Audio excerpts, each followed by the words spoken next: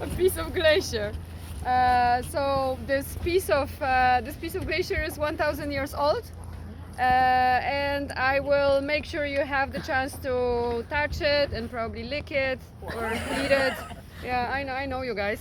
I don't know what will happen soon. So I will give it to you in a minute, but it's pretty cold. So yeah, first education. So guys, we're at the foot of the glacier that we almost don't see. So I will make it fast as soon as we see anything because the clouds are coming.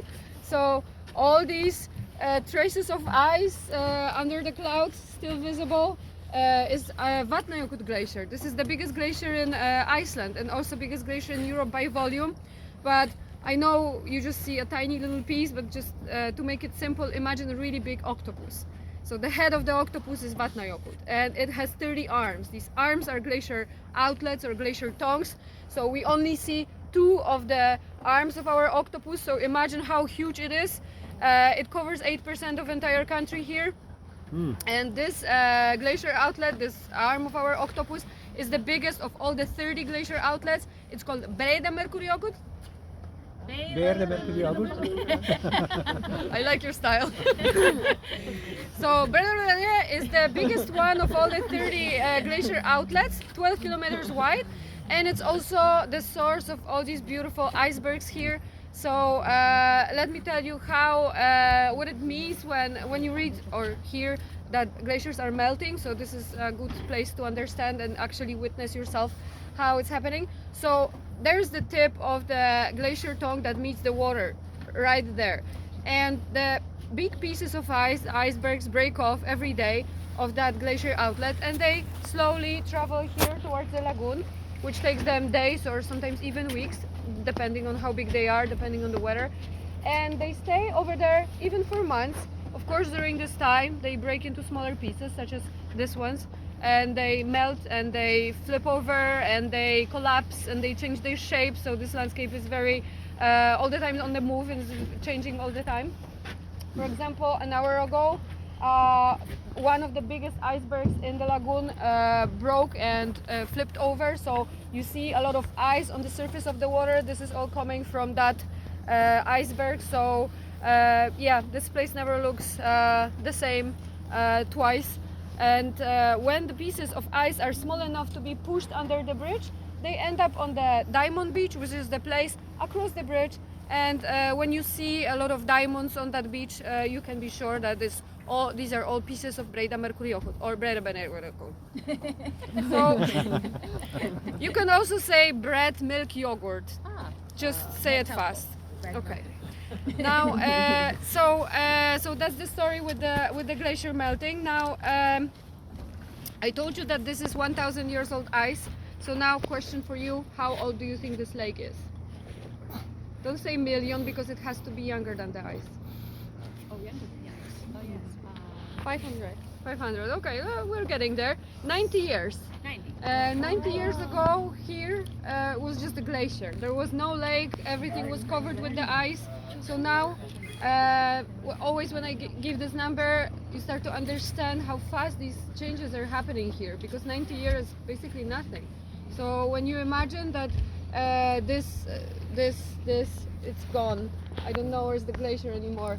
That glacier over there used to touch actually the point where a bridge is located right now, and this gap today is 9 kilometers wide. So, and it's still growing because the lagoon is growing because the glacier retreats by 150 meters every year, which is 500 feet. So that's how much of ice we lose every year because of the melting. Now the icebergs here are are very big, but of course most of them are under the surface of the water. So what you see above the surface is just 10 to 20% of entire size. So just imagine how much of ice is hidden underneath the water. And those lines that you see, those cuts that are going sideways parallel to the water surface, they are actually marks where iceberg used to touch the water surface just recently, after the ice was pushed outside of the surface. So these icebergs move all the time. This one tilted to the side, you can see that these cuts are going across. So The upper line marks the spot where iceberg was dipped in the water just recently. Now, this blue color of the ice is optical illusion. It's connected with the ice density. So when you take this piece in your hands, you're gonna notice that there are a lot of air bubbles inside. So in this case, there's no air inside. The ice is very compressed, very dense, and that density doesn't really allow the light to go through. So all the colors of the light go through the ice except from the blue light. Blue wavelength, this is what we are seeing here. It's the short wavelength, so it doesn't go through the dense ice. Of course, with time, ice starts to melt, so you see that the outer layer of iceberg is turning white because it loses its density and its texture turns into a spongy kind of texture. But from deep inside, this blue color is still visible. That's still that compressed ice. And have you spotted any seals today? Not yet? Yeah, Yes? two. Yeah? All right. Perfect. Beside the bridge. That's their favorite spot. Yeah. Exactly. So there's a colony of 200 harbor seals that live here in the lagoon. I would tell you more about the birds, but the nesting season is over, so let's stick to the seals now. So the seals choose this place for at least two reasons. There's a lot of fish here. So this food is just for them since the birds are gone. They don't have to share anymore. But also they are at the top of the food chain here because the channel that connects the lagoon with Atlantic is very shallow. So killer whales cannot get into the lagoon, and this makes the seals very happy. So they choose to be closer to the bridge because it's easier for them to hunt. Water is a bit warmer. So if you want to spot the seal, just go towards the bridge and just among the icebergs, observe the surface of the water closely. You're gonna see a lot of black heads popping in and out. Actually, there was one around here, so maybe also we're going to spot some seals over here. Now, because also winter is coming, I will just mention shortly how the lake looks in the winter, because many of you ask me if this lake freezes entirely over the winter. So this lagoon is the only one that's connected with Atlantic of all the glacier lagoons in Iceland. So there's this salty water that I mentioned before coming in, and that salt doesn't really help the water to freeze that fast. But they made it freeze 20 years ago for the movie James Bond. That's right. They were filming a scene of how Bond arrives to Crystal Palace on the frozen lake.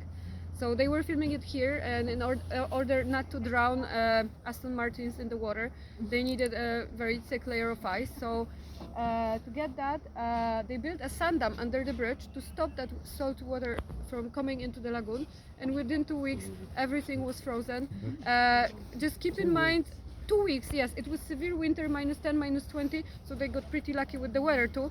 But also what's worth to remember is that the lagoon was way smaller 20 years ago. You remember, I said 150 meters every year. That's how fast the lake is getting bigger, so also 20 years ago the glacier was a bit closer. Probably today, if they wanted to divide the lagoon of the ocean, they wouldn't get the permits. That's my guess. It's the national park since 2008, so maybe 20 years ago it was easier. But there's one more movie that I will mention before giving you the diamond. Do you know Angelina Jolie? Lara Croft. Yeah, Lara Croft, that's right. Oh, you read all the brochures. I saw all the films. I'm going I saw home. the movies. I feel so sorry for that. This film is so bad. True. But true, right? She's just kicking monsters and taking sexy showers. It's so bad. But okay, but she was filming. They were filming some scenes for Lara Croft here in the lake, and I mentioned it is because the boats were rented for the movie. So when you Google that scene, you're gonna see 3 of our boats painted gray, pretending to be Russian ships. Because Angelina was trying to get to the dark place on the glacier, on those ships. I don't know how, but never mind. This lake was supposed to be in Russia, Siberia, so they built entire Siberian village on the shore. And they put a lot of husky dogs over there. There were tents, Siberian tribes, and people wearing furs, and Angelina wearing cool furs, speaking Russian, all of that. And Daniel Craig, actually, future James Bond, also stars with in that scene. So that's a funny thing, funny plot twist. Okay, guys, now I will give you this diamond, but if you want to find a scene on YouTube, you're gonna need the name of the lake. So what's the name of the lake? Where are you? Bread, milk, yogurt. Vanilla yogurt. All right, so the name of the lake is Yogurt Salon, but you can say yogurt salmon. Yogurt That's how you salmon. remember. All right, all yours.